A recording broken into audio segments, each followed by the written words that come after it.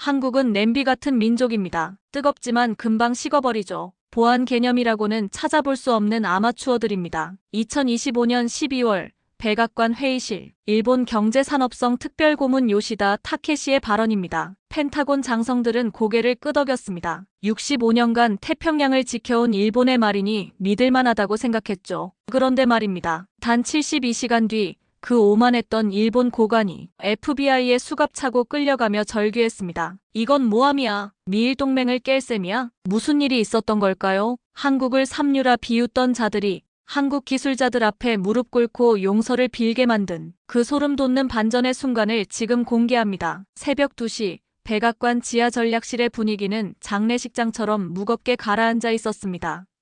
평소 무표정으로 유명한 윌슨 제독조차 이마에 식은땀을 흘리고 있었으니까요. 방음 유리 너머로 들려오는 트럼프 대통령의 분노는 건물 전체를 진동시킬 정도였습니다. 제독, 당장 대답해봐. 8천억 달러 들여서 만든 해군이 왜 반쪽짜리 신세가 됐는지 설명이나 해봐. 바닥에는 찢어진 보고서들이 눈송이처럼 흩날리고 있었고 해군 참모차장의 제복은 땀으로 흠뻑 젖어 있었습니다. 저는 조용히 제 태블릿 화면을 응시했습니다. 화면 속에는 붉은색 경고등으로 가득한 미해군 전력 현황표가 떠 있었습니다. 솔직히 말하면 끔찍했습니다. 세계 최강을 자랑하던 미합 중국 해군이 적의 공격 때문이 아니라 고작 정비할 조선소가 부족해서 잠수함의 절반을 바다에 띄우지 못하고 있다니 말입니다. 저는 국방부 산하조선산업평가단장 마이클 로렌스입니다. 사람들은 저를 펜타곤의 계산기라 부르지만 저 스스로는 냉혹한 현실주의자라고 정의합니다. 감정이나 정치 따위는 믿지 않습니다. 제게 세상은 오직 수치와 팩트로만 구성된 거대한 데이터베이스일 뿐이죠. 그리고 2025년 12월 제 앞의 데이터는 명확하게 하나의 결론을 가리키고 있었습니다. 미국의 조선업은 심정지 상태다. 2054년까지 72척의 핵잠수함이 필요하지만 지금 우리의 생산 능력은 연간 1.4척. 그나마 현역 배들도 수리대기 명단에 올라 항구에서 부식되어 가고 있었습니다. 중국이 공장에서 찍어내듯 군함을 양산하고 있는 이 시점에 우리는 자체적인 무능력으로 인해 바다에서 밀려나고 있었던 겁니다. 참으로 치욕적인 현실이 아닐 수 없었습니다. 평가단장, 표정이 심각하시군요. 그 소란 속에서도 제 옆자리 남자는 지나치게 여유로웠습니다. 이탈리아산 맞춤 수트에서 풍기는 은은한 사양 냄새. 일본 경제산업성 특별고문이자 이시카와 헤비인더스트리 부회장인 요시다 타케시였습니다. 그는 마치 이 상황을 관람하는 관객처럼 몽블랑 만년필을 손가락 사이로 돌리고 있었습니다. 보시다시피 상황이 녹록지 않습니다. 요시다 씨, 제가 짧게 대꾸하자 그는 가느다란 눈을 더욱 좁히며 제 귀에 속삭였습니다. 미국은 항상 성급한 판단을 하는 경향이 있습니다. 로렌스 단장, 기술이란 것은 돈으로 사는 게 아닙니다. 세월로 싸는 것이죠. 65년 동안 귀국의 태평양 방위를 책임져 온 게 누구입니까? 바로 우리 일본 아닙니까? 그의 음성에는 묘한 우월감과 함께 감추기 힘든 오만함이 배어 있었습니다. 그는 책상 위에 놓인 서류 뭉치를 손가락으로 톡톡 두드렸습니다. 거기에는 노포크 조선소 복원 프로젝트 일본 독점 운영안이라는 제목이 선명하게 인쇄되어 있었죠. 요시다가 입맛을 다시며 말을 이었습니다. 한국이라고요? 그들은 냄비 같은 사람들입니다. 순간적으로 뜨겁지만 금방 식어버리죠. 게다가 보안 개념이라고는 찾아볼 수 없는 아마추어들입니다. 그런 자들에게 미해군의 핵심 기밀을 맡기시겠습니까?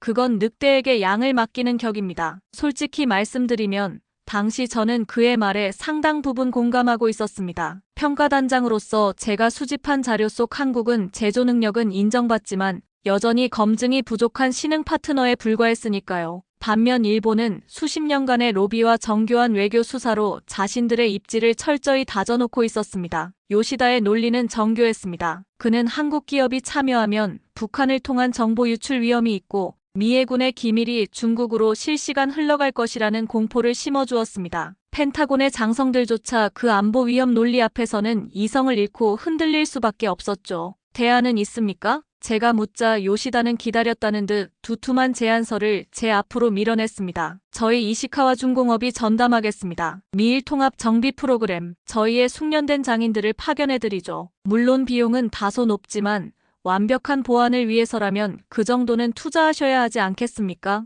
그의 제안서를 검토한 저는 미간을 찌푸릴 수밖에 없었습니다. 비용은 한국 제안의 4배, 납기는 2배 이상 길었습니다. 하지만 보안 100% 보장이라는 문구가 금색 글씨로 강조되어 있더군요. 비효율적이지만 안전해 보이는 길. 그것이 당시 펜타곤이 원하던 달콤한 유혹이었습니다. 회의가 잠시 중단된 틈을 타 저는 답답한 마음에 복도로 나와 담배를 한 대 물었습니다. 워싱턴의 겨울바람이 뼛속까지 차갑게 파고들었습니다. 바로 그때였습니다. 제 보안 메신저로 발신자 불명의 메시지가 도착한 것은 암호화된 최고 등급 회선으로 들어온 그 메시지에는 텍스트 대신 짧은 동영상 파일 하나가 첨부되어 있었습니다. 호기심에 파일을 재생한 저는 그 자리에서 담배를 떨어뜨리고 말았습니다. 화면 속 장소는 버지니아주 노포크 조선소에 폐쇄된 7번 독이었습니다. 잡초가 무성하고 고양이가 배회하던 그 버려진 땅이 영상 속에서는 믿기 힘든 속도로 되살아나고 있었습니다. 대형 크레인이 정밀한 발레를 추듯 움직이고 수백 명의 인원이 개미군단처럼 조직적으로 움직이며 낡은 시설을 해체하고 있었죠. 그리고 화면 하단의 타임스탬프는 놀랍게도 오늘 새벽 3시를 가리키고 있었습니다.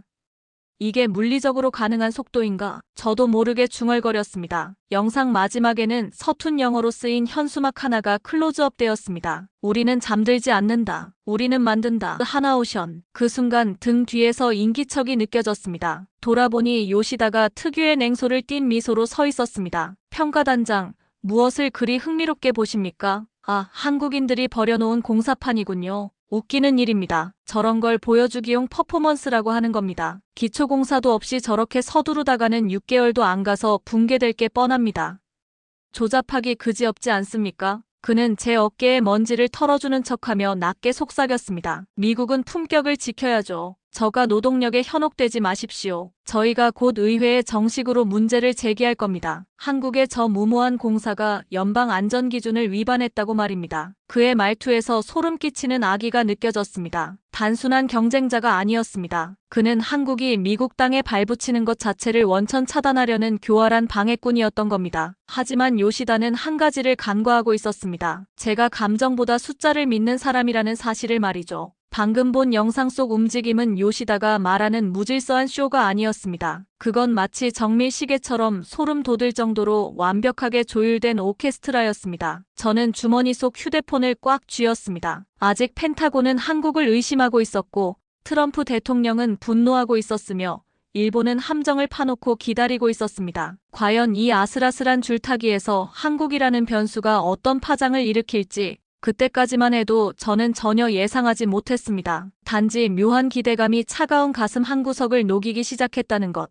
그것 하나만은 분명했죠. 요시다가 복도 저편으로 사라지며 남긴 그 차가운 미소는 꽤나 불쾌한 여운을 남겼습니다. 마치 사냥감을 앞둔 포식자가 침을 흘리는 듯한 표정이었으니까요. 저는 찝찝한 기분을 떨쳐내듯 고개를 세차게 흔들고는 다시 백악관 상황실의 육중한 문을 밀고 들어갔습니다. 실내 공기는 아까보다 더욱 냉랭하게 가라앉아 있었습니다. 정면의 초대형 스크린에는 인도 태평양 사령부가 준비한 전쟁 시뮬레이션 마이너스 코드명 블루 퍼시픽이 실행되고 있더군요. 2026년 남중국해에서 중국과의 충돌을 가정한 시나리오였습니다. 결과가 나왔습니다. 해군 참모차장의 목소리는 떨리고 있었습니다. 스크린 위로 중국 해군이 미군을 포위하는 모습이 적나라하게 펼쳐졌습니다. 결과는 참담했습니다. 개전 96시간 만에 제7함대 전력 45% 손실. 원인은 명확했습니다. 전선에 투입되어야 할 핵잠수함의 38%가 정비를 기다리며 항구에 묶여 있었기 때문입니다. 트럼프 대통령은 아무 말 없이 화면을 응시하고 있었습니다. 그 침묵이 고함보다 더 무섭다는 걸 참모들은 본능적으로 알고 있었죠. 볼펜 떨어지는 소리조차 들릴 것 같은 정적 속에서 대통령이 천천히 입을 열었습니다. 그래서 이게 너희가 말하는 세계 최강의 성적표인가? 그의 시선이 장성들을 하나하나 훑고 지나갔습니다. 돈이 부족해서? 아니지. 내가 국방 예산을 사상 최대로 올려줬잖아. 기술이 없어서? 말도 안 돼. 문제는 너희가 나태해졌다는 거야. 배를 고치라고 돈을 줬더니 4년째 독에 묶어두고 서류 작업만 하고 있어. 이게 펜타곤이야? 아니면 관료 놀이터야? 격앙된 대통령이 테이블을 내리치자 물잔들이 달그락거리며 흔들렸습니다. 바로 그때 펜타곤의 대표적인 친일파로 알려진 브래들리 국방차관이 조심스럽게 발언했습니다. 대통령님, 현실적인 해법은 역시 일본입니다. 이시카와 중공업은 이미 요코스카 기지에서 미군 함정을 정비한 실적이 있습니다. 그들에게 권한을 위임하면 비용은 다소 들더라도 확실한 보안과 품질을 보장받을 수 있습니다. 또 일본, 지겹지도 않나? 그 레퍼토리는 식상하게 반복되더군요.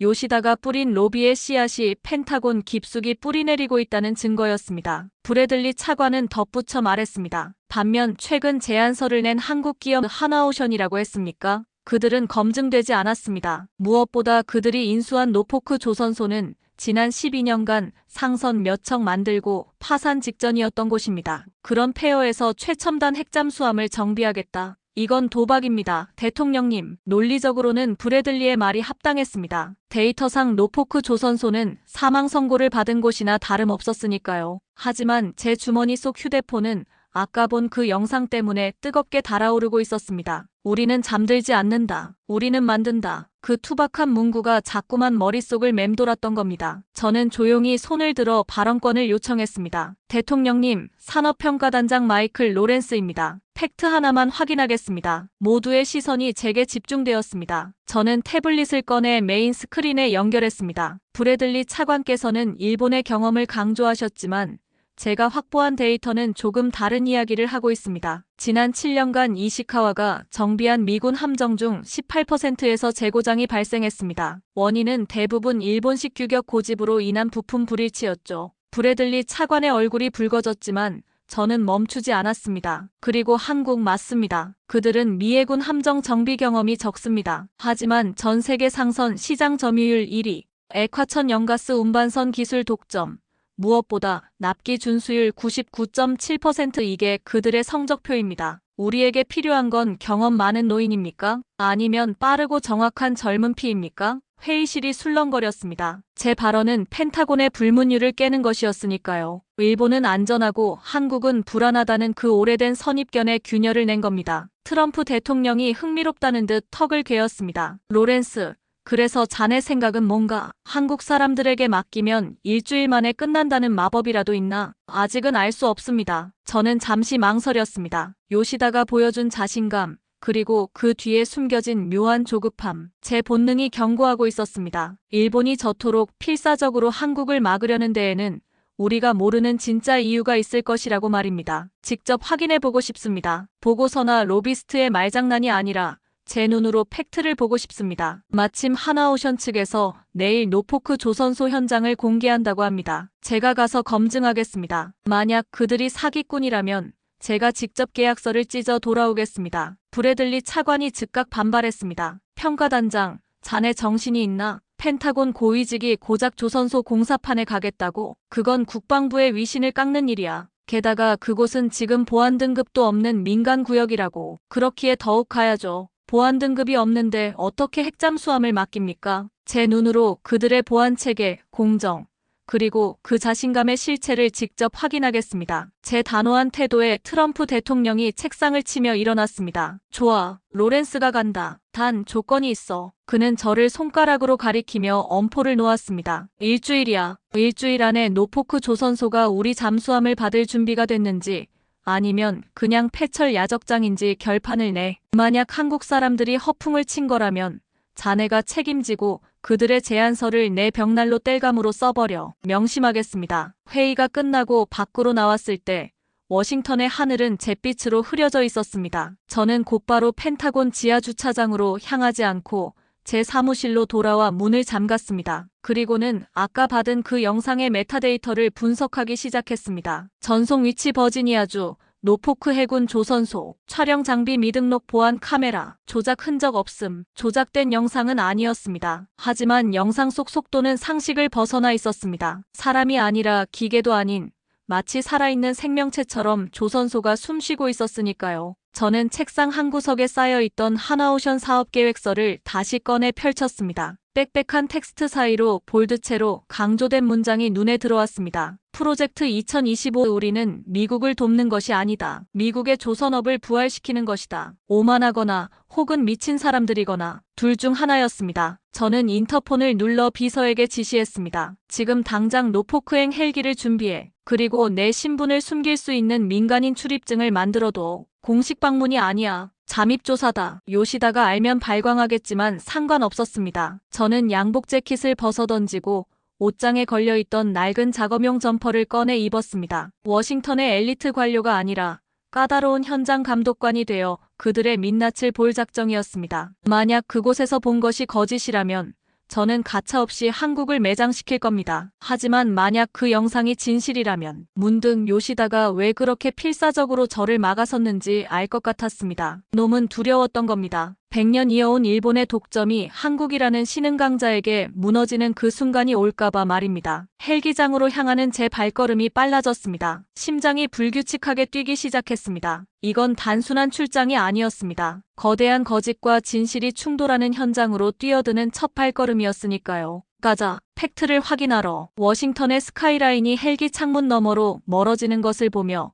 저는 헤드셋을 고쳐 썼습니다. 로터의 굉음이 귓속을 때리고 있었지만 머릿속은 온통 요시다가 던진 경고의 말들로 가득 차 있었죠. 보여주기식 쇼, 기초공사 없는 사상 누각. 과연 그럴까요? 40분 남짓 비행했을까? 버지니아주의 젖줄인 제임스 강이 검푸른 뱀처럼 구불거리는 모습이 보였습니다. 그리고 그 끝자락 한때 미국 조선업의 자존심이었으나 지금은 녹슨 고철들의 무덤이 되어버린 노포크 해군 조선소가 눈에 들어왔습니다. 하늘에서 내려다본 풍경은 처참했습니다. 텅 빈 독들은 마치 거대한 괴물의 갈비뼈처럼 앙상한 뼈대를 드러내고 있었고 곳곳에 방치된 크레인은 유령처럼 서 있었습니다. 이곳이 바로 미해군의 자존심이 무너져 내린 현장이었습니다. 그런데 말입니다. 그 죽음의 땅 한가운데 유독 이질적인 공간이 하나 보였습니다. 7번 독. 하나오션이 인수했다는 바로 그 구역이었습니다. 잿빛 폐허 속에서 그곳만이 기이할 정도로 환하게 빛나고 있었습니다. 마치 죽어가는 심장에 강제로 박아넣은 최신형 심장박동기처럼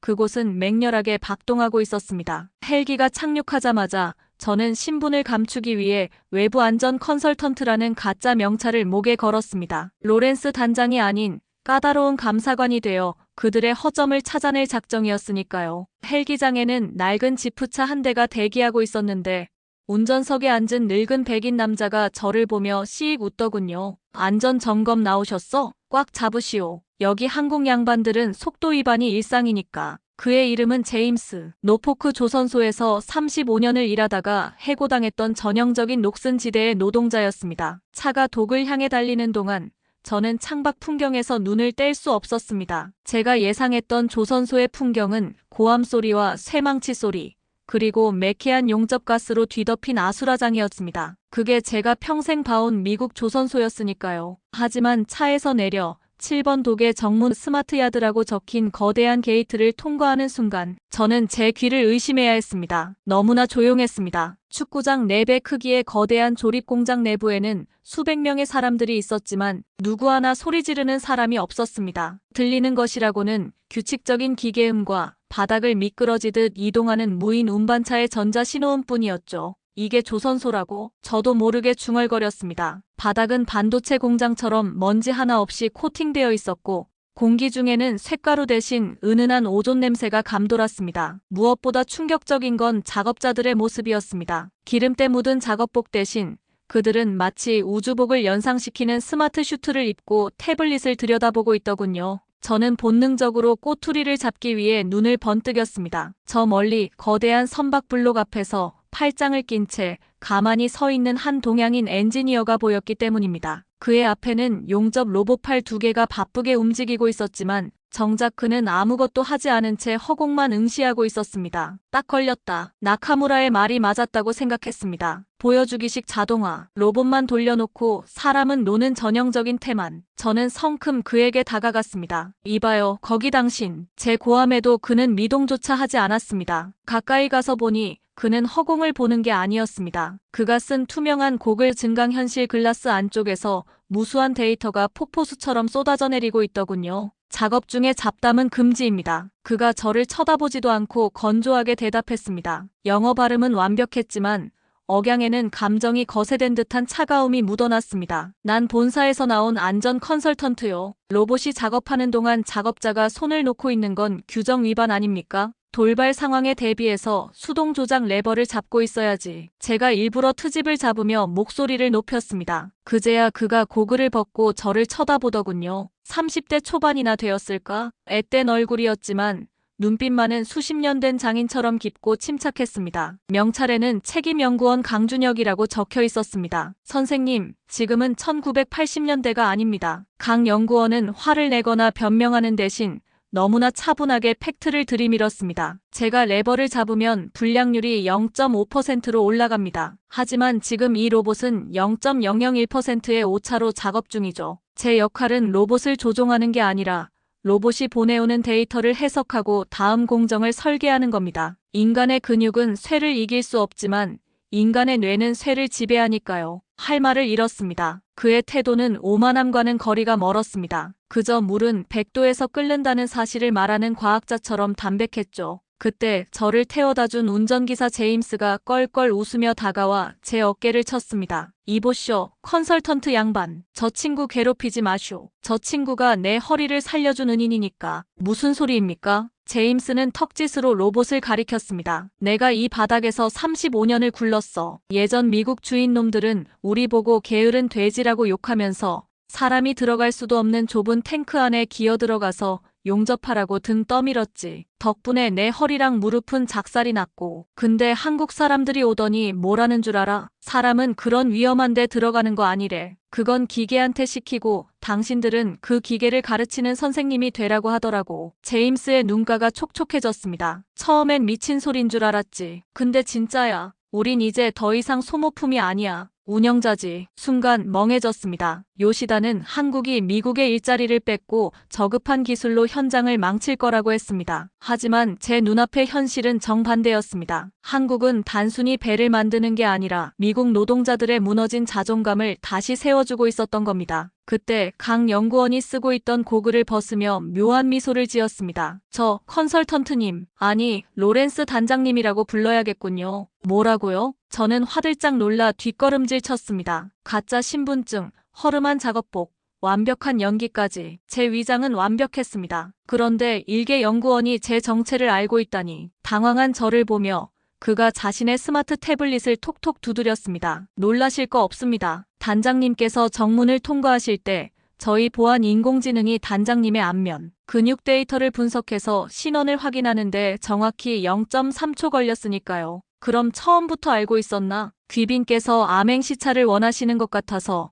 저희가 모르는 척 장단을 맞춰드린 겁니다. 손님에 대한 예의니까요. 얼굴이 화끈거렸습니다. 저는 그들을 감시하러 왔다고 생각했지만 사실은 제가 그들의 손바닥 위에서 놀아나고 있었던 겁니다. 기술력의 격차가 느껴지는 순간이었죠. 강 연구원이 다시 고글을 쓰며 무심하게 덧붙이더군요. 보안 구역을 제외하고는 자유롭게 보셔도 됩니다. 숨길 것도 없고 꾸밀 시간도 없으니까요. 아, 그리고 그가 손가락으로 천장을 가리켰습니다. 바닥만 보지 말고 위를 좀 보시죠. 진짜 마법은 거기 있으니까. 그의 말에 고개를 들어 천장을 본 저는 그대로 얼어붙고 말았습니다. 공장 천장에 설치된 수십 개의 레일 위로 거대한 거미처럼 생긴 로봇들이 쉴 새 없이 움직이고 있었습니다. 그것들은 단순한 운송 장비가 아니었습니다. 선박의 3차원 스캐닝 데이터를 실시간으로 수집해 중앙 통제실로 전송하는 말 그대로 살아있는 신경망이었습니다. 디지털 트윈 건조 시스템, 국방성 기밀 문서에나 봤던 미래 기술이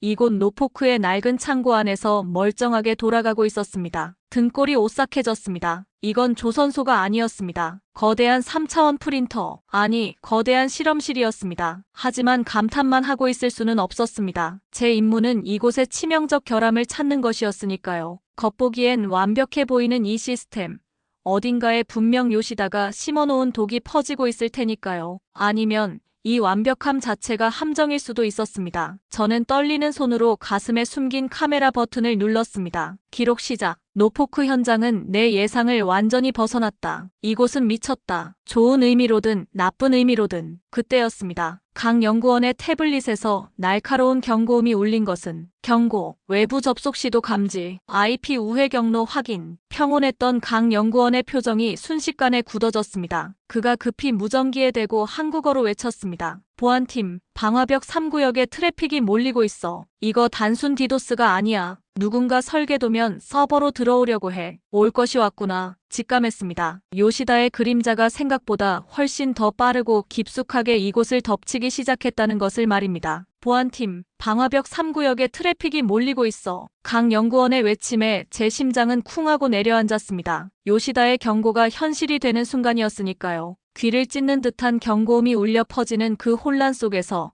저는 묘한 안도감마저 느꼈습니다. 그래, 역시나 이게 바로 내가 찾던 결함이다. 한국인들은 기술은 좋을지 몰라도 보안은 엉망이라는 펜타곤의 정설이 증명되는 순간이라고 생각했죠. 당장 서버 내려요. 연결 끊으라고. 제가 다급하게 소리쳤습니다. 이대로 가다간 미해군의 1급 기밀인 핵잠수함 설계도가 고스란히 유출될 판이었습니다. 그런데 말입니다. 제 고함에도 불구하고 강 연구원은 태블릿 화면을 보며 피식 웃더군요. 서버를 왜 내립니까? 손님들이 제 발로 들어오셨는데. 뭐라고요? 로렌스 단장님, 낚시는 미끼를 물었을 때 낚싯줄을 당기는 겁니다. 줄을 끊는 게 아니라. 그는 손가락으로 화면을 가볍게 튕겼습니다. 그러자 공장 중앙에 위치한 대형 모니터 화면이 붉은색에서 푸른색으로 바뀌었습니다. 그리고 믿을 수 없는 광경이 펼쳐졌습니다. 해킹을 시도한 공격자의 인터넷 경로가 실시간으로 역추적되어 지도 위에 그려지고 있었던 겁니다. 경유지는 홍콩, 싱가포르, 최종 목적지는 도쿄 치요다구의 한 오피스 빌딩. 어설프네요.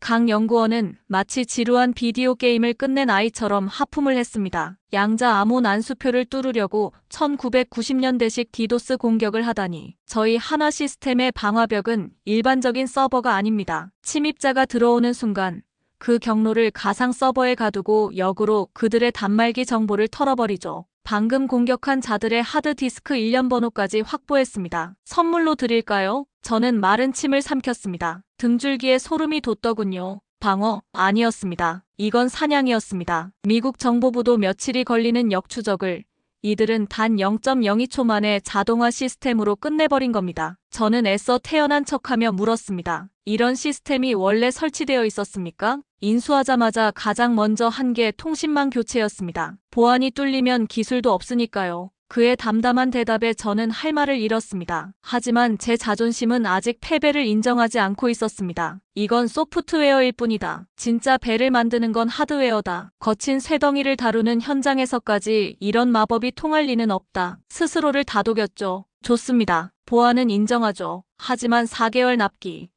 그건 물리적으로 불가능합니다. 현장으로 가봅시다. 당신들의 그 로봇이 얼마나 대단한지 봐야겠으니까. 우리는 공장 안쪽 메가블록 조립구역으로 이동했습니다. 그리고 그곳에서 저는 제 상식이 산산조각 나는 소리를 들어야 했습니다. 제 눈앞에는 아파트 5층 높이의 거대한 잠수함 선체 블록이 공중에 매달려 있었습니다. 보통의 미국 조선소라면 이 거대한 쇠덩이 주변에 비계를 설치하고 수십 명의 용접공이 매달려 위태롭게 작업을 해야 했습니다. 불꽃이 튀고 추락사고가 빈번한 제가 아는 그 지옥 같은 현장 말입니다. 하지만 이곳은 달랐습니다. 지상에서 선행의장을 하고 있는 겁니까? 제 목소리가 떨리고 있었습니다. 정확히 보셨습니다. 강 연구원이 고개를 끄덕였습니다. 거대한 블록 안에는 이미 파이프, 배선, 심지어 침대와 변기까지 완벽하게 설치되어 있었습니다. 그들은 배를 독에서 만드는 게 아니라 땅 위에서 레고 블록처럼 완성품을 만든 뒤 조립만 하고 있었던 겁니다. 미국 방식대로라면 좁은 선체 내부에서 용접하느라 허리도 못 펴고 유독가스 마시며 작업해야 하죠. 효율이 떨어질 수밖에 없습니다. 하지만 저희는 블록을 뒤집어서 가장 편한 자세로 작업합니다. 중력을 거스르지 않으니까요. 하지만 저렇게 큰 블록을 이어붙이면 오차가 생길 수밖에 없어. 파이프 구멍이 1mm만 어긋나도 잠수함은 침몰한다고. 제가 마지막 꼬투리를 잡고 늘어졌습니다. 수천 개의 배관을 땅 위에서 미리 조립하고 나중에 맞춘다. 그건 신의 영역이었습니다. 300m 길이의 선박에서 1mm 오차도 허용하지 않는다는 건 이론상으로나 가능한 얘기였으니까요. 강 연구원은 말없이 저를 블록 연결부로 데려갔습니다. 두 개의 거대한 블록이 맞닿아 있는 그곳. 저 화면에는 레이저 센서가 붉은 선을 그리고 있었습니다. 단장님, 저 숫자가 보이십니까? 디지털 계기판에 찍힌 수치. 허용 오차 0.2mm. 이게 말이 됩니까? 저도 모르게 비명을 질렀습니다. 어포 용지 2장 두께. 그게 이 거대한 강철 덩어리의 오차 범위였습니다. 저희는 디지털 트윈으로 가상 공간에서 이미 10만 번 이상 조립을 시뮬레이션했습니다. 어디가 닿고 어디가 뜰지 미리 알고 깎아냈다는 뜻이죠. 현장에서는 그저 퍼즐을 맞추기만 하면 됩니다. 현기증이 일더군요. 제가 알고 있던 조선업은 거칠고 투박하고 땀냄새 나는 노동집약 산업이었습니다. 하지만 이곳은 정밀 반도체 공장이나 다름없었습니다. 그때였습니다. 한쪽 구석에서 백발의 미국인 감독관이 태블릿을 들고 고래고래 소리를 지르는 모습이 보였습니다. 젠장, 또 틀렸어. 도면이 또 틀렸다고. 저는 속으로 쾌재를 불렀습니다. 그래, 역시 문제가 없을 리 없지. 현장의 혼란, 설계의 오류. 드디어 이 매끄러운 쇼의 균열을 찾았다고 생각하며 그들에게 다가갔습니다. 무슨 문제입니까? 작업이 중단된 겁니까? 제가 기대에 찬 목소리로 묻자 그 감독관이 씩씩거리며 제게 도면을 들이밀었습니다. 아니, 작업 중단이 아니라 이 빌어먹을 원본 도면 말입니다. 펜타곤에서 보내준 설계도요. 설계도가 왜요? 여기 좀 보십시오. 한국 엔지니어들이 빨간 펜으로 체크해둔 거. 톰이 보여준 태블릿 화면은 온통 붉은색 투성이었습니다. 저는 안경을 고쳐 쓰고 화면을 자세히 들여다보았습니다. 오류 샵 342 배관 간섭 발생, 수정 요망. 오류 샵 819 하중 계산 오류, 철판 두께 20mm에서 25mm 보강 필요. 권장사항 유지보수 공간 확보를 위해 밸브 위치 변경. 붉은색 메모가 끝도 없이 이어져 있었습니다. 그 숫자가 무려 3,482개. 이게 다 뭡니까? 한국 친구들이 찾아낸 오류입니다. 우리가 12년 전에 설계한 버지니아급 잠수함 도면 말입니다. 우리는 그동안 이 오류도 모르고 억지로 끼워 맞추느라 망치질을 해댔던 겁니다. 그러니 배가 맨날 고장나죠. 톰은 분노가 아닌 경외로움에 찬 표정으로 고개를 저었습니다. 근데 이 한국 사람들은 도면을 받자마자 인공지능으로 스캔하더니 하루 만에 이 오류들을 다 잡아냈습니다. 심지어 해결책까지 다 그려놨어요. 우리가 할 일은 그냥 이 수정본대로 조립하는 것뿐입니다. 덕분에 3주 걸릴 배관 작업을 오늘 오전 4시간 만에 끝냈습니다. 이게 말이 됩니까? 저는 할 말을 잃고 멍하니 붉은색으로 난도질당한 도면을 바라보았습니다. 그것은 단순한 설계도가 아니었습니다. 지난 수십 년간 나태함에 빠져있던 미해군의 치부이자 미국 제조업의 몰락을 증명하는 진단서였습니다. 그리고 그 진단서를 써내려간 건 우리가 하청업체라고 무시했던 한국의 엔지니어들이었습니다. 부정하고 싶으시겠죠? 어느새 다가온 강 연구원이 나지막이 말했습니다. 미국의 자존심이 상하실 겁니다. 하지만 단장님, 저희는 미국을 비웃으러 온 게 아닙니다. 고쳐드리러 온 겁니다. 의사가 환자의 환부를 도려내듯 저희는 비효율을 도려내고 있을 뿐입니다. 저는 떨리는 손으로 넥타이를 느슨하게 풀었습니다. 숨이 막혀왔습니다. 인정하기 싫었습니다. 저들이 쓰는 장비, 저들이 쓰는 소프트웨어, 심지어 저들이 마시는 커피 믹스까지 모든 것이 낯설고 두려웠습니다. 하지만 제 눈앞의 데이터는 잔인할 정도로 명확했습니다. 이곳 노포크는 더 이상 미국의 땅이 아니었습니다. 이곳은 이미 미래였습니다. 아직 놀라시긴 이릅니다. 강 연구원이 저를 공장 가장 깊숙한 곳, 자재 창고로 안내했습니다. 창고 문이 열리는 순간 저는 또 한 번 제 눈을 의심해야 했습니다. 보통의 조선소 자재 창고는 온갖 부품이 산더미처럼 쌓여있는 미로입니다. 하나를 찾으려면 반나절이 걸리죠. 하지만 이곳은 텅 비어 있었습니다. 부품은, 자재는 어디 있습니까? 설마 재고도 없이 공사를 하는 겁니까? 재고는 비용입니다. 강 연구원이 벽면에 대형 스크린을 가리켰습니다. 저희는 적시 생산 시스템을 씁니다. 오늘 오후 2시에 필요한 엔진 부품은 정확히 오후 1시 30분에 트럭으로 도착합니다. 한국에서 비행기로 그리고 트럭으로 오차는 10분 내외입니다. 스크린에는 전 세계 지도가 펼쳐져 있었고 수천 개의 선이 한국의 부산과 인천공항에서 이곳 노포크로 연결되어 있었습니다. 그 선들은 마치 살아있는 혈관처럼 펄떡이며 미국의 심장으로 수혈을 하고 있었습니다. 요시다 씨가 그랬죠. 한국은 공급망이 불안하다고 천만의 말씀입니다. 저희에게는 한화라는 거대한 생태계가 있습니다. 철강은 포스코, 엔진은 한화 엔진, 레이더는 한화 시스템. 우리는 남의 것을 빌려 쓰지 않습니다. 우리가 만듭니다. 압도적이었습니다. 요시다가 말했던 신뢰와 전통, 그딴 건 이 거대한 시스템 앞에서 한낱 말장난에 불과했습니다. 저는 주머니에서 담배를 꺼내려다 멈칫했습니다. 이곳의 공기는 너무나 깨끗했고 시스템은 너무나 완벽해서 제가 담배 연기를 뿜는 것조차 오염이 될 것 같다는 말도 안 되는 위축감이 들었기 때문입니다. 부정의 단계는 끝났습니다. 이제 인정해야 했습니다. 우리는 틀렸고 그들이 옳았습니다. 아니, 정확히 말하면 우리는 늙었고 그들은 진화했습니다. 하지만 제 머릿속 한 구석에서는 여전히 경고등이 울리고 있었습니다. 이렇게 완벽할 리가 없다. 세상에 완벽한 범죄가 없듯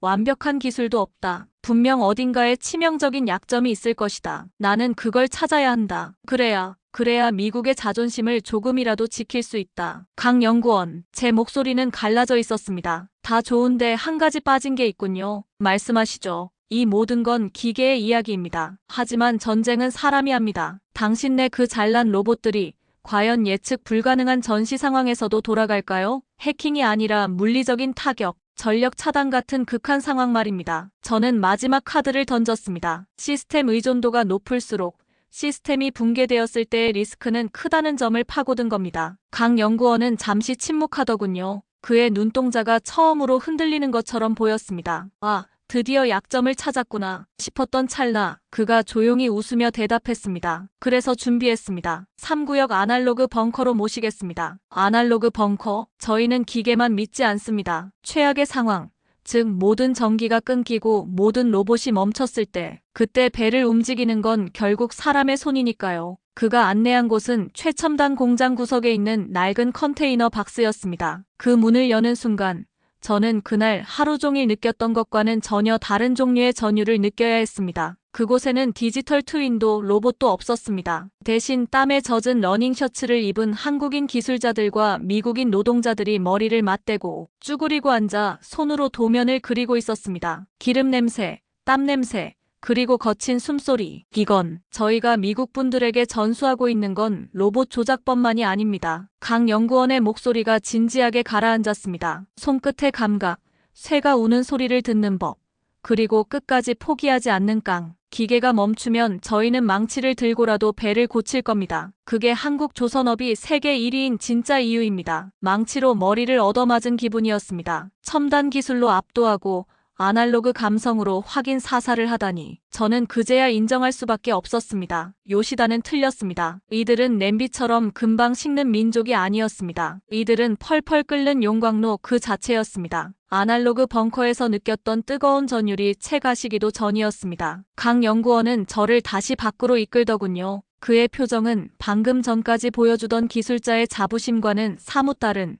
무겁고 비장한 기색이 어렸습니다. 단장님, 이제 기술 검증은 끝났습니다. 하지만 진짜 보여드려야 할 건 따로 있습니다. 따로 있다니요? 저희가 노포크 조선소를 인수하고 서버를 복구하던 중 아주 흥미로운, 아니 경악스러운 데이터 하나를 발견했습니다. 요시다 씨가 왜 그렇게 필사적으로 단장님의 방문을 막으려 했는지 그 이유가 담긴 물건이죠. 그는 저를 조선소 본관 최상층, 최고 경영자 집무실로 안내했습니다. 창문 너머로 노포크의 전경이 한눈에 들어오는 그곳에는 육중한 티타늄 금고 하나가 덩그러니 놓여 있었습니다. 강 연구원이 생체 인식을 통과하자 금고 문이 묵직한 소리를 내며 열렸습니다. 그 안에는 화려한 보석이나 현금이 아닌 낡은 외장 하드디스크 하나가 들어있더군요. 이건 이시카와 중공업이 지난 10년간 이 조선소를 위탁 운영할 때 남긴 블랙박스입니다. 놈들은 철수하면서 서버를 포맷했다고 보고했지만 저희 복구팀이 지워진 로그 파일을 살려냈습니다. 강 연구원은 하드디스크를 제 태블릿에 연결했습니다. 화면에 수백 개의 폴더가 떴는데 그중 가장 눈에 띄는 파일명은 프로젝트 금송아지. 제목부터가 불길이 짝이 없었죠. 읽어보시죠. 특히 2023년 5월 12일자 기술이사의 업무일지를. 저는 떨리는 손으로 파일을 터치했습니다. 암호화가 풀리며 일본어로 된 문서가 드러났고 제 태블릿의 번역기가 실시간으로 텍스트를 변환해 주었습니다. 저는 저도 모르게 소리내어 그 내용을 읽어내려갔습니다. 수신 도쿄 본사 전략기획실, 참조 요시다 타케시 고문. 내용 버지니아급 잠수함의 냉각 펌프 균열 문제 보고. 현황. 미해군 측 설계 오류로 인해 냉각수 파이프의 미세균열이 지속적으로 발생함. 이를 근본적으로 해결하려면 파이프 소재를 티타늄 합금으로 교체해야 함. 여기까지는 문제가 없었습니다. 오히려 일본이 문제를 파악하고 있었다는 증거였으니까요. 하지만 이어지는 문장은 제 눈을 의심케 했습니다. 결정사항. 근본적인 해결책은 제안하지 말 것. 대신 기존 방식대로 용접 보강만 수행할 것. 그래야 6개월마다 재수리 비용을 청구할 수 있음. 미해군은 기술적 원인을 모르므로 이를 노후화로 포장하여 지속적인 수익 창출이 가능함. 비고 미국은 우리의 금송아지임. 순간 눈앞이 하얘지는 기분이었습니다. 손에 쥐고 있던 태블릿을 떨어뜨릴 뻔했죠. 이게 자식들이. 욕설이 절로 튀어나왔습니다. 요시다가 말했던 신뢰, 70년 동맹. 그건 전부 새빨간 거짓말이었습니다. 그들은 미국의 안보를 담보로 장사를 하고 있었던 겁니다. 우리 잠수함이 바다 한가운데서 멈춰설 때마다 그들은 도쿄의 사무실에서 계산기를 두드리며 샴페인을 터뜨렸다는 얘기니까요. 강 연구원이 차분하게 쐐기를 박았습니다. 더 놀라운 건 그 밑에 있는 첨부 파일입니다. 단장님 확인해 보시죠. 저는 분노를 억누르며 다음 파일을 열었습니다. 그것은 하나오션 기술팀이 작성한 솔루션 보고서였습니다. 분석 결과, 이시카와가 은폐한 냉각 펌프 결함 확인. 조치사항, 한화가 자체 개발한 하이브리드 합금으로 파이프 전면 교체 완료. 내구성 50년 보장. 비고, 본 기술 개선에 대한 비용은 미해군에 청구하지 않음. 이는 동맹에 대한 신뢰 회복을 위한 무상 서비스임. 비교가 되지 않았습니다. 한쪽은 고장나기를 기도하며 땜질을 했고 다른 한쪽은 돈도 받지 않고 영구적인 해결책을 박아 넣었습니다. 저는 그제야 깨달았습니다. 왜 강 연구원이 그토록 당당했는지 말입니다. 그들은 단순히 배를 파는 게 아니었습니다. 그들은 무너진 미국의 자존심을 수리해주고 있었던 겁니다. 강 연구원, 자료 원본입니까? 해시갑까지 검증된 원본입니다. 법정에서도, 아니, 청문회에서도 부인할 수 없는 증거죠. 당장 이걸 가져가야겠소. 트럼프 대통령 책상 위에 올려놓는 순간 요시다 놈은 감옥행이야. 저는 서둘러 데이터를 제 개인 보안 USB에 복사했습니다. 심장이 미친 듯이 뛰었습니다. 이건 단순한 조선소 입찰건이 아니었습니다. 미일 관계의 근간을 뒤흔들고 한미동맹의 새로운 역사를 쓸 핵폭탄급 증거였습니다. 복사가 완료되자마자 저는 강 연구원의 손을 꽉 잡았습니다. 고맙소. 당신들이 미국을 구했어. 조심해서 가십시오. 놈들이 냄새를 맡았다면 가는 길이 순탄치 않을 겁니다. 그의 경고를 가슴에 새기며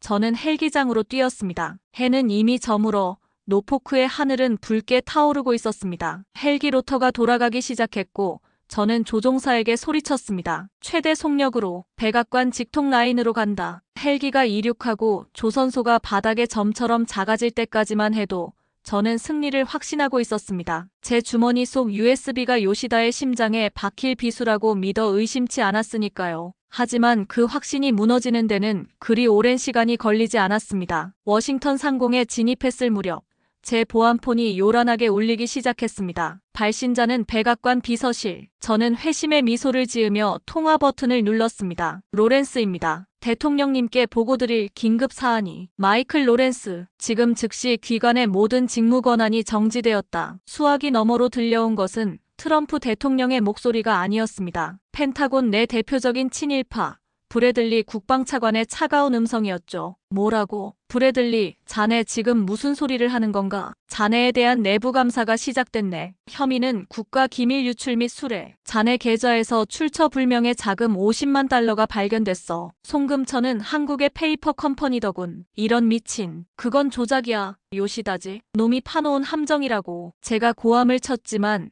브래들리 차관은 무미건조하게 말을 이었습니다. 변명은 조사실에서 하게. 지금 자네 헬기의 착륙 허가가 취소됐네. 랭글리 공군기지로 항로를 돌려. 헌병대가 대기 중이다. 전화가 끊겼습니다. 동시에 헬기 조종석의 무전기에서도 다급한 교신음이 터져나왔습니다. 여기는 워싱턴 관제탑. 식별번호 1-브라보. 기관은 항로를 이탈했다. 즉시 랭글리로 회항하라. 불응시 요격하겠다. 창밖을 내다보니 칠흑 같은 어둠 속에서 F-16 전투기 2대가 애프터버너를 켜고 제 헬기 양옆으로 따라붙고 있었습니다. 요겨? 아군 정보관에게 전투기를? 이건 단순한 감사가 아니었습니다. 입을 막겠다는 명백한 살해 위협이었습니다. 단장님, 어떡합니까? 레이더에 라곤 경고등이 떴습니다. 조종사가 공포에 질려 소리쳤습니다. 저는 주머니 속 USB를 꽉 쥐었습니다. 이 안에 담긴 진실이 밝혀지면 요시다는 끝장입니다. 하지만 그 전에 제가 먼저 사회적으로,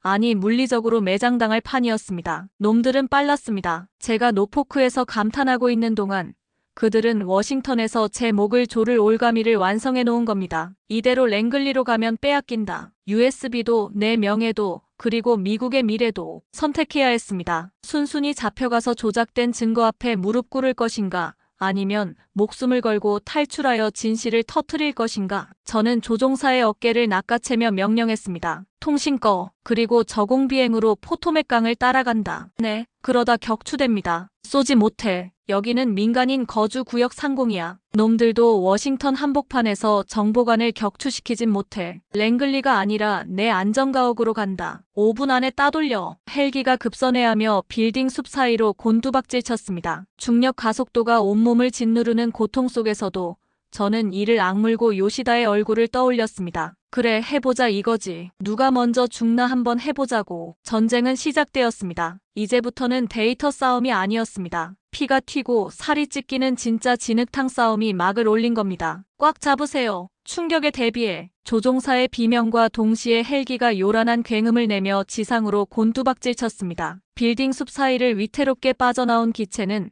포토맥 강변에 버려진 폐차장 공터에 거칠게 내려앉았습니다. 로터가 바닥을 긁으며 튀는 불꽃이 칠흑 같은 어둠을 찢어놓았고 제 몸은 안전벨트가 끊어질 듯한 충격에 앞으로 튕겨나갔습니다. 단장님, 죄송합니다. 저는 더 이상은 못 갑니다. 여기서 잡히면 군사재판입니다. 창백하게 질린 조종사는 저를 내려놓자마자 도망치듯 다시 이륙해버렸습니다. 맵찬 비바람 속에 홀로 남겨진 저는 젖은 낙엽처럼 바들바들 떨고 있는 제 손을 내려다보았습니다. 미합중국 조선산업평가단장이라는 직함이 이 낡은 폐차장 고철보다 못한 신세가 되는 건 한순간이더군요. 저는 옷깃을 세우고 어둠 속으로 뛰었습니다. 놈들의 추격조가 도착하기까지 남은 시간은 기껏해야 20분. 저는 기억을 더듬어 폐차장 외곽, 허름한 모텔, 제가 정보초년생 시절 비밀 안전가옥으로 쓰던 곳으로 숨어들었습니다. 곰팡이 냄새가 진동하는 좁은 방에 들어서자마자 저는 벽에 걸린 낡은 TV를 켰습니다. 긴급 속보입니다. 펜타곤이 마이클 로렌스 산업평가단장을 국가 반역 혐의로 수배했습니다. 그는 한국 기업으로부터 거액의 뇌물을 받고 1급 군사기밀을 넘긴 혐의를 받고 있습니다. 화면 속 앵커의 목소리는 단호했습니다. 제 사진 옆에는 수배 중이라는 붉은 자막이 박혀 있더군요. 브래들리와 요시다. 놈들은 정말이지 철저했습니다. 제 계좌, 제 명예, 제 인생을 송두리째 난도질해놓고 저를 파렴치한 매국노로 만들어버린 겁니다. 저는 주머니에서 보안폰을 꺼냈지만 화면에는 서비스 거부 계정 삭제됨이라는 문구만 떴습니다. 트럼프 대통령에게 연락할 길도 펜타곤의 내 사람들에게 도움을 청할 길도 모두 끊겼습니다. 완벽한 고립, 세상 모든 것이 저를 향해 총구를 겨누고 있는 기분이었습니다. 끝났어. 다 끝났다고. 절망감이 목을 조여왔습니다. 주머니 속 USB가 묵직하게 느껴졌지만 무용지물이었습니다. 제가 잡히는 순간 이 USB는 증거물이 아니라 훔친 기밀로 둔갑할 테니까요. 차라리 이걸 강물에 던져버리고 어디론가 숨어버릴까 하는 비겁한 생각이 스쳐 지나갔습니다. 그때였습니다. 젖은 재킷 안주머니에서 툭 하고 무언가가 떨어졌습니다. 노포크 조선소를 떠나기 직전 강 연구원이 혹시 몰라 챙겨드립니다며 건네주었던 예비 데이터 칩이었습니다. 저는 지푸라기라도 잡는 심정으로 방구석에 있던 낡은 노트북에 그 칩을 꽂았습니다. 화면이 깜빡이더니 폴더 하나가 열렸습니다. 폴더명은 기록 숨겨진 72시간. 요시다의 비리를 담은 문서 파일이 아니었습니다. 그것은 조선소 내부 CCTV와 작업자들의 바디캠 영상을 편집한 10GB 분량의 비디오 로그였습니다. 이게 뭐지? 저는 무심코 첫 번째 영상을 재생했습니다. 그리고 그 순간 저는 숨을 쉴 수가 없었습니다. 화면 속 날짜는 3일 전, 트럼프 대통령이 6개월 데드라인을 선언하기 직전의 주말이었습니다.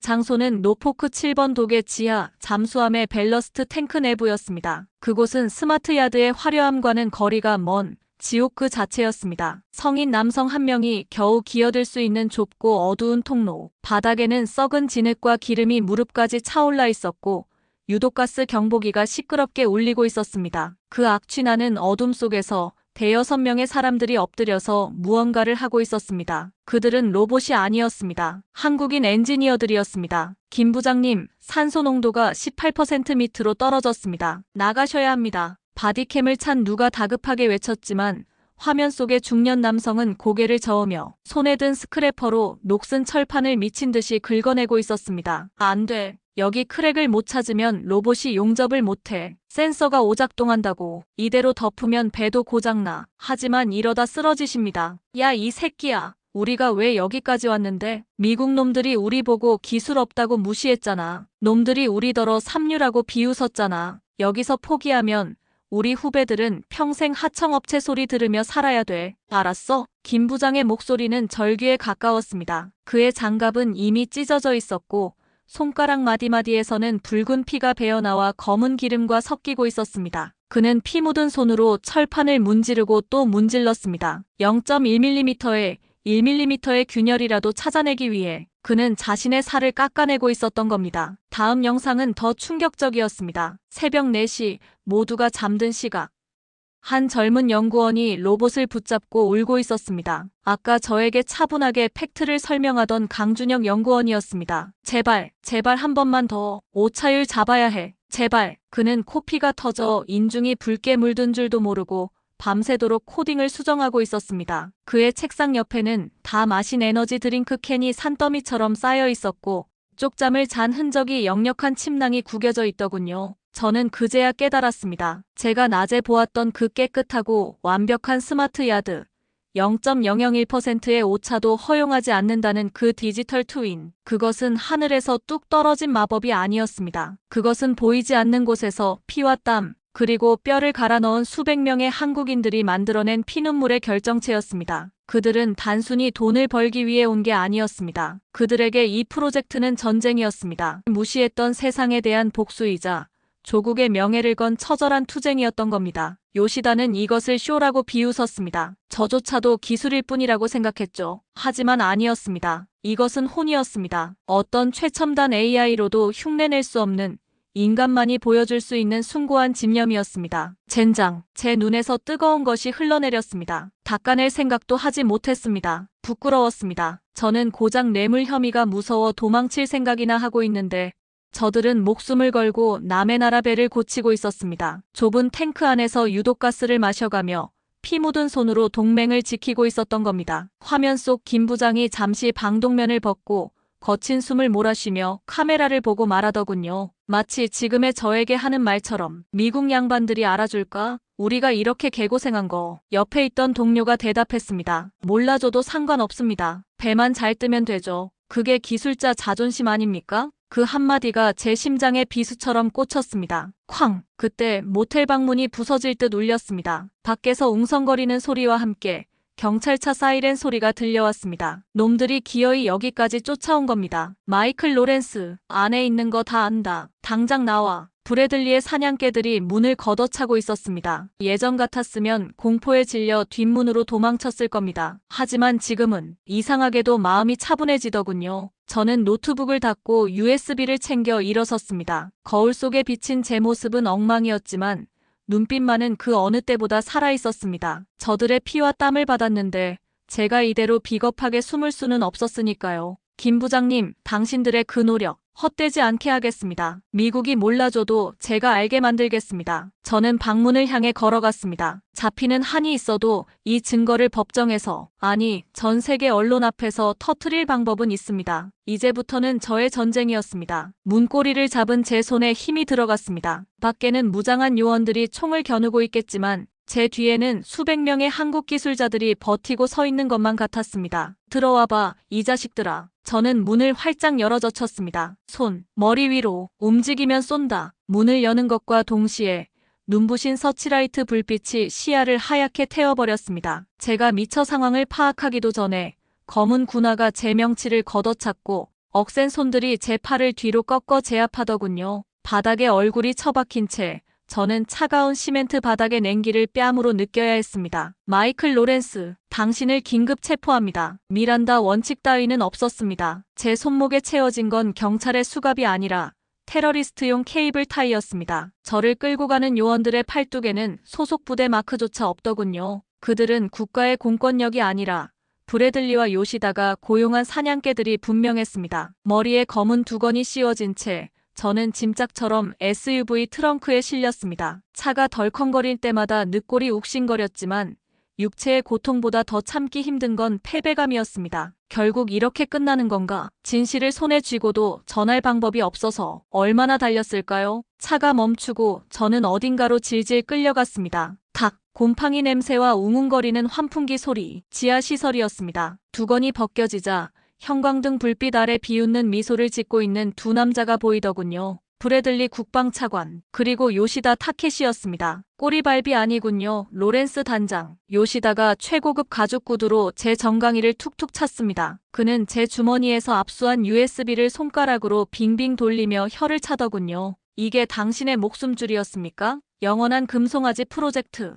순진하긴. 로렌스 씨, 당신은 아직도 세상을 모르는군요. 이딴 데이터 쪼가리가 정말 우리를 무너뜨릴 수 있다고 믿었습니까? 그건 명백한 범죄 증거다. 내 놈들이 미국의 혈세를 빨아먹은 범죄. 요시다가 제 말을 끊으며 싸늘하게 웃었습니다. 정의는 승자의 것입니다. 우리가 이기면 이건 범죄가 아니라 현명한 비즈니스가 되는 겁니다. 그리고 패배한 당신은 중국의 기밀을 팔아먹은 매국노로 역사에 남겠죠. 그는 옆에 있던 브래들리에게 눈짓을 했습니다. 그러자 브래들리가 벽면에 TV를 켰습니다. 화면 속 뉴스 앵커는 침통한 표정으로 속보를 전하고 있었습니다. 충격적인 소식입니다. 로렌스 전 평가단장이 중국 공산당으로부터 500만 달러를 받고 잠수함 설계도를 넘긴 정황이 포착되었습니다. 펜타곤은 그가 정신적으로 불안정한 상태이며 체포 과정에서 격렬히 저항하다 사살될 가능성도 배제하지 않고 있다고. 사살. 그 단어를 듣는 순간 제 심장이 쿵하고 내려앉았습니다. 저들은 저를 살려서 내보낼 생각이 없었던 겁니다. 여기서 저를 죽이고 도주 중 사망으로 처리하면 모든 게 깔끔하게 덮이겠죠. 잘 봐둬라, 로렌스. 요시다가 제 USB를 바닥에 던졌습니다. 그리고는 자신의 구두 뒤축으로 그것을 짓밟아버리더군요. 파삭 하는 소리와 함께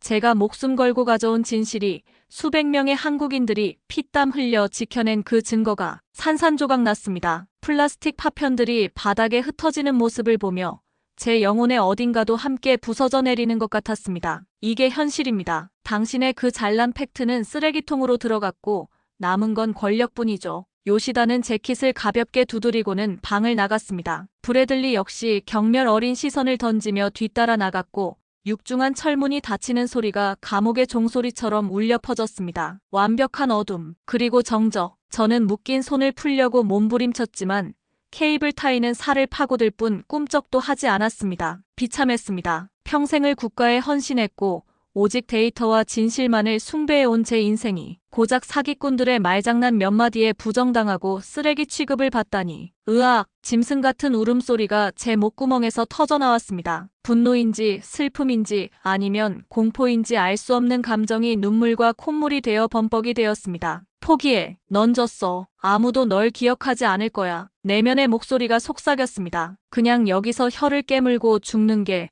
저들에게 모욕당하며 개죽음 당하는 것보다 낫지 않을까 하는 생각이 들 정도로 제 멘탈은 바닥을 치고 있었습니다. 이것이 소위 말하는 영혼의 어두운 밤이겠죠. 더 이상 내려갈 곳이 없는 심연. 그렇게 얼마나 지났을까요? 탈진한 채 고개를 떨구고 있는데 시야에 들어온 무언가가 제 시선을 붙잡았습니다. 제 오른쪽 구두. 가죽이 찢어지고 흙투성이가 된 구두 코끝에 검붉은 얼룩이 묻어 있었습니다. 그것은 진흙이 아니었습니다. 아까 폐차장에서 구를 때 묻은 것도 아니었습니다. 그것은 노포크 조선소 밸러스트 탱크에서 묻어온 그곳 엔지니어들의 흔적이었습니다. 문득 아까 보았던 김 부장의 영상이 뇌리에 스쳤습니다. 산소가 부족해 숨을 헐떡이면서도 피 묻은 장갑으로 철판을 긁어내던 그 모습. 야, 이 새끼야. 우리가 왜 여기까지 왔는데? 놈들이 우리더러 삼류라고 비웃었잖아. 여기서 포기하면 우리 후배들은 평생 하청업체 소리 들으며 살아야 돼. 그의 절규가 환청처럼 귓가에 맴돌았습니다. 그들은 알고 있었습니다. 자신들이 무시당하고 있다는 것을. 하지만 그들은 포기하거나 도망치지 않았습니다. 대신 그들은 분노를 품었습니다. 그 분노를 연료 삼아 불가능을 가능으로 태워버렸죠. 그런데 저는 무엇을 하고 있습니까? 고작 USB 하나가 부서졌다고, 고작 뉴스에서 나를 욕한다고 여기서 질질 짜고 있단 말입니까? 부끄러운 줄 알아라, 마이클. 스스로에게 욕을 퍼붓자 이상하게도 정신이 번쩍 들더군요. 제 손은 묶여있고 증거는 사라졌습니다. 하지만 제 뇌는 아직 살아있지 않습니까? 강 연구원이 말했습니다. 손님들이 제 발로 들어오셨는데 줄을 끊는 게 아니라 낚싯대를 채는 겁니다. 그때였습니다. 번개처럼 하나의 기억이 스쳐 지나갔습니다. 제가 아날로그 벙커를 나올 때 강 연구원이 제게 건넸던 또 하나의 물건, USB 말고 그가 제 양복 안주머니에 꽂아주었던 볼펜 한 자루. 단장님, 이건 기념품입니다. 한국에서는 계약서에 서명할 때 쓰는 펜을 선물하는 문화가 있거든요. 그냥 펜인 줄 알았습니다. 그래서 신경도 쓰지 않았죠. 하지만 놈들은 제 몸을 수색하면서 총과 휴대폰, USB는 빼앗아갔지만 재킷 안주머니에 꽂힌 이 싸구려 플라스틱 볼펜에는 관심조차 두지 않았습니다. 저는 몸을 비틀어 묶인 손을 억지로 재킷 안쪽으로 밀어 넣었습니다. 손가락 끝에 차가운 플라스틱의 감촉이 닿았습니다. 저는 그것을 힘겹게 꺼내 입에 물고 바닥에 떨어뜨렸습니다. 그리고 발 뒤꿈치로 펜을 밟아 부쉈습니다. 빠득 하는 소리와 함께 펜이 두 동강 나고 그 안에서 아주 작은 손톱만 한 금속 칩이 튀어나왔습니다. 마이크로 SD 카드. 강 연구원의 목소리가 다시 들리는 듯 했습니다. 혹시 몰라 챙겨드립니다. 이건 원본 데이터가 아닙니다. 이건 트리거입니다. 그제야 기억났습니다. 강 연구원은 해킹을 역추적할 때 놈들의 서버에 선물을 심어놨다고 했죠. 이 칩은 데이터 저장소가 아니라 그 심어둔 선물을 폭발시키는 기폭제였던 겁니다. 이 칩을 네트워크에 연결하기만 하면 된다. 그러면 이시카와 본사 서버는 물론 지금 이 건물의 모든 전산망이 마비되고 요시다가 감추고 싶어 했던 모든 진실이 백악관 서버로 강제 전송될 것이다. 문제는 어떻게 연결하느냐였습니다. 방 안에는 컴퓨터도 단말기도 없었습니다. 있는 거라곤 깨진 TV와 제 시선이 벽면에 붙어있는 전자식 도어락의 제어 패널에 꽂혔습니다. 저것이다. 저것도 네트워크에 연결된 단말기입니다. 하지만 손이 묶여 있습니다. 패널을 뜯어내고 칩을 이식하려면 정밀한 작업이 필요한데 제 손가락은 케이블 타이에 묶여 피가 통하지 않고 있었습니다. 방법은 하나뿐이었습니다. 저는 바닥에 떨어진 USB의 날카로운 플라스틱 파편을 찾았습니다. 그리고 그것을 입에 물고 제 손목을 조이고 있는 케이블 타이를, 아니 정확히는 제 손목의 살가죽을 긁어내며 그 틈으로 파편을 밀어넣은 겁니다. 살점이 떨어져 나가고 뜨거운 피가 손목을 타고 흘러내렸습니다. 고통스러웠습니다. 하지만 멈추지 않았습니다. 김 부장은 피 묻은 장갑으로 배를 고쳤는데 제가 이것 손목 하나 희생 못하겠습니까? 미국식 합리주의는 끝났습니다. 지금부터는 한국식 깡으로 싸울 차례였습니다. 찌걱, 살을 베는 소리와 함께 케이블 타이의 한쪽이 조금씩 찢어지기 시작했습니다. 제 눈빛은 더 이상 패배자의 것이 아니었습니다. 어둠 속에서 번뜩이는 야수의 눈, 바로 그것이었죠. 툭! 손목의 동맥이 끊어질 듯한 고통이 전해져 왔지만 저는 비명을 삼키며 마지막 힘을 주었습니다. 뚝! 하는 둔탁한 파열음과 함께 케이블 타이가 끊어지더군요. 자유가 된 손목은 피투성이었고 살점이 뜯겨나가 뼈가 보일 지경이었지만 지금 제게 그건 고통이 아니라 살아있다는 증거였습니다. 저는 떨리는 손으로 벽면의 도어락 패널을 뜯어냈습니다. 복잡한 전선들이 드러났고 저는 그중 메인 데이터 포트를 찾아 입에 물고 있던 마이크로 SD 카드를 꽂아 넣었습니다. 그 순간 삐삐삐삐 붉은색이었던 패널의 LED가 맹렬하게 깜빡이기 시작했습니다. 시스템 강제 장악 접근 승인 목표 이시카와 서버 및 펜타곤 전용 회선 가서 저들의 목을 물어뜯어라. 제가 시뱀처럼 중얼거리자 철컥 하는 소리와 함께 감방의 잠금 장치가 풀렸습니다. 저는 비틀거리며 복도로 나갔습니다. 복도 끝.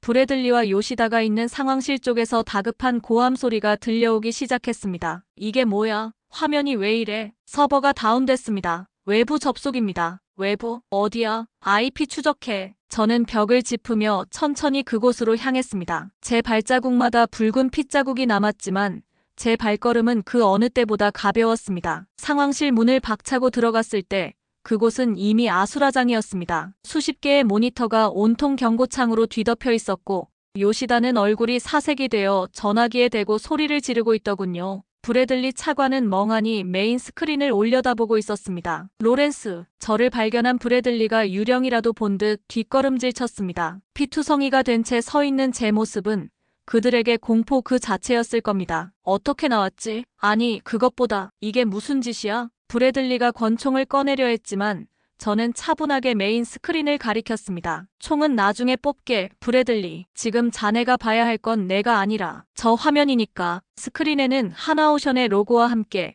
거대한 데이터 스트림이 폭포수처럼 쏟아지고 있었습니다. 그것은 단순한 로그 파일이 아니었습니다. 강 연구원이 심어둔 트리거가 작동하며 요시다가 그토록 숨기고 싶어 했던 이시카와의 비밀 서버를 강제로 개방해버린 겁니다. 그리고 그 중심에는 오디오 파일 하나가 재생되고 있었습니다. 녹음 일시 2025년 12월 28일 14시. 발신 요시다 타케시. 수신 베이징 공산당 중앙위원회. 요시다의 얼굴이 백지장처럼 하얗게 변했습니다. 그는 미친 사람처럼 스크린을 향해 달려들었습니다. 꺼. 당장 끄라고. 저건 조작이야. 하지만 멈출 수 없었습니다. 스피커를 통해 흘러나온 것은 너무나도 선명한 요시다 본인의 목소리였으니까요. 걱정 마십시오. 로렌스 국장은 오늘 밤 제거됩니다. 노포크 조선소는 다시 이시카와가 가져올 겁니다. 그러면 약속하신 대로 미해군 차세대 잠수함의 설계도를 넘겨드리겠습니다. 미국 놈들은 멍청해서 우리가 부품을 바꿔치기에도 모를 겁니다. 정적. 방금 전까지 시끄럽던 상황실에 죽음 같은 침묵이 내려앉았습니다. 브래들리 차관의 손에서 권총이 힘없이 바닥으로 떨어졌습니다. 요시다, 이게 사실인가? 브래들리가 떨리는 목소리로 물었습니다. 그는 친일파였지만 그래도 미합 중국의 관료였습니다. 로비는 받아도 매국은 할 수 없는 자였죠. 요시다는 입술을 파르르 떨며 뒷걸음질 쳤습니다. 아, 이건 딥페이크야. 한국 놈들이 만든 가짜라고. 로렌스가 꾸민 짓이야. 가짜? 제가 피 묻은 손으로 제 재킷 안주머니에서 부러진 볼펜의 잔해를 꺼내 책상 위에 던졌습니다. 이봐, 요시다. 자네는 실수를 했어. 한국인들을 냄비라고 무시했지. 하지만 그들은 자네가 생각하는 것보다 훨씬 치밀해. 자네가 우리 시스템에 침투하려고 보낸 해커들. 강 연구원이 그들의 PC에 역으로 빨대를 꽂아놨더군. 방금 들은 녹음 파일은 자네가 고용한 해커의 노트북에서 실시간으로 가져온 거야. 이럴 수는 없어. 고작 조선소 놈들이. 요시다가 다리에 힘이 풀린 듯 주저앉았습니다. 그의 오만했던 눈동자는 초점을 잃고 흔들리고 있었습니다. 100년을 이어온 일본의 로비 제국이 한국의 엔지니어 한 명이 심어둔 작은 코드 한 줄에 의해 무너져 내리는 순간이었습니다. 그때 상황실의 붉은 전화기가 요란하게 울리기 시작했습니다. 백악관 한라인. 브래들리 차관은 전화를 받을 엄두조차 내지 못하고 저를 바라보더군요. 저는 천천히 걸어가 수화기를 들었습니다. 로렌스입니다. 수화기 너머에서는 익숙한 그리고 끓어오르는 용암 같은 목소리가 들려왔습니다. 지금 내 모니터에 뜨는 적게 다 사실인가? 트럼프 대통령이었습니다. 강 연구원의 트리거는 이곳뿐만 아니라 펜타곤과 백악관의 서버까지 동시에 연동시켜버린 겁니다. 예, 대통령님. 요시다가 중국에 팔아넘기려던 기밀문서 그리고 제 누명을 입증할 증거들입니다. 팩트입니다. 브래들리 받고. 저는 브래들리에게 수화기를 넘겼습니다. 전화를 받은 브래들리의 얼굴은 흑빛으로 변해가더군요. 수화기 너머의 고함 소리가 얼마나 큰지 제 귀에까지 생생하게 들릴 정도였습니다. 당장 그 일본 스파이놈 체포해. 그리고 너도 옷 벗고 대기해. 내 당장 FBI를 보낼 테니까. 네, 대통령님, 그게 아니라. 브래들리는 변명조차 하지 못하고 전화를 툭 놓았습니다. 곧이어 건물 밖에서 요란한 사이렌 소리가 들려왔고 상황실 문이 부서져라 열리며 FBI 전술팀이 들이닥쳤습니다. 요시다 타케시, 당신을 간첩 혐의 및 살인 미수 혐의로 긴급 체포한다. 요원들이 요시다를 바닥에 짓누르고 수갑을 채웠습니다. 아까 저에게 채워졌던 그 차가운 금속이 이제는 주인을 찾아간 셈이죠. 요시다는 끌려나가면서도 악을 썼습니다. 이건 모함이야. 내가 누군지 알아? 미일 동맹을 깰 셈이야? 미국은 일본 없이는 아무것도 못해. 너희는 결국 우리한테 무릎 꿇게 될 거야. 그의 발악을 지켜보던 제가 다가가 그의 귀에 대고 나직하게 속삭였습니다. 틀렸어, 요시다. 미국은 이제 혼자가 아니야. 우리에겐 진짜 친구가 생겼거든. 실력 있고 입 무겁고 무엇보다 깡이 있는 친구 말이야. 요시다의 눈이 경악으로 크게 뜨였습니다. 그는 더 이상 아무 말도 하지 못하고 짐승처럼 질질 끌려나갔습니다. 브래들리 차관 역시 고개를 푹 숙인 채 연행되었고요. 상황실에는 저와 FBI 팀장, 그리고 멍하니 서 있는 요시다의 부하 직원들만 남았습니다. 팀장이 제 손목에 상처를 보고 놀라서 구급상자를 가져오려 했지만 저는 손을 들어 제지했습니다. 괜찮습니다. 이건 훈장 같은 거니까요. 저는 창가로 걸어갔습니다. 동이 터오고 있었습니다. 워싱턴의 하늘이 붉게 물들어가고 저 멀리 포토맥 강이 햇살을 받아 반짝이더군요. 주머니에서 진동이 느껴졌습니다. 놈들에게 빼앗겼다가 다시 되찾은 제 보안폰이었습니다. 발신자는 하나오션 강준영 연구원. 저는 피 묻은 손으로 통화 버튼을 눌렀습니다. 강 연구원 보고 있나? 수화기 너머로 덤덤하면서도 따뜻한 목소리가 들려왔습니다. 예, 단장님. 뉴스 보고 있습니다. 아주 화려하게 터트리셨더군요. 손목은 좀 괜찮으십니까? 덕분에 자네가 준 볼펜 아주 유용하게 썼네. 비록 부러뜨리긴 했지만 괜찮습니다. 어차피 계약서는 볼펜이 아니라 실적으로 쓰는 거니까요. 배는 예정대로 4개월 뒤에 진수합니다. 단장님도 오실 거죠? 물론이지. 내 눈으로 직접 봐야겠어. 그 기적의 배가 바다를 가르는 모습을. 전화를 끊고 저는 깊은 숨을 들이마셨습니다. 폐부 깊숙이 들어오는 공기가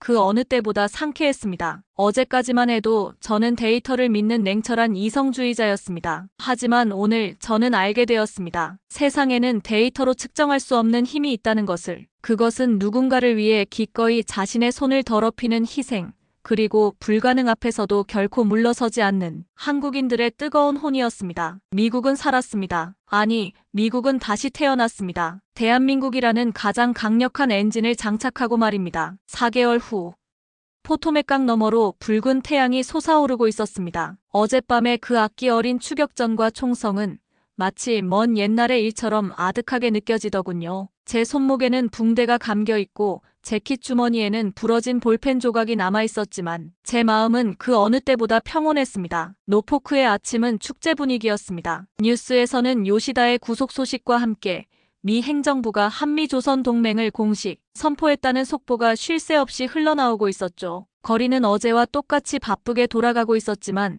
적어도 제 눈에 비친 세상의 풍경은 완전히 달라져 있었습니다. 저는 커피를 한 잔 들고 7번 독의 진수식장으로 향했습니다. 수천 명의 군인과 시민들이 모여 있었고 그 중심에는 거대한 핵잠수함이 아침 햇살을 받아 은빛으로 빛나고 있었습니다. 미 해군이 12년 만에 진수하는 최신의 핵잠수함, 그리고 그것을 4개월 만에 완성해낸 것은 한국의 기술자들이었습니다. 연단에 오른 트럼프 대통령이 마이크를 잡았습니다. 미국 국민 여러분, 그리고 전 세계 여러분, 오늘 우리는 새로운 역사를 씁니다. 70년간 우리를 배신해온 가짜 친구를 버리고 진짜 동지를 만났습니다. 대한민국, 여러분이 증명했습니다. 진정한 동맹은 말이 아니라 땀으로 만들어진다는 것을. 우레와 같은 박수가 쏟아졌습니다. 미국 국기와 태극기가 나란히 휘날리는 그 광경을 보며 저는 가슴이 벅차올랐습니다. 강준영 연구원이 제게 다가왔습니다. 단장님, 함께 타보시겠습니까? 우리가 만든 배를. 영광이지. 우리는 함께 잠수함에 올랐습니다. 내부는 완벽했습니다. 0.2mm의 오차도 없이 맞물린 배관들,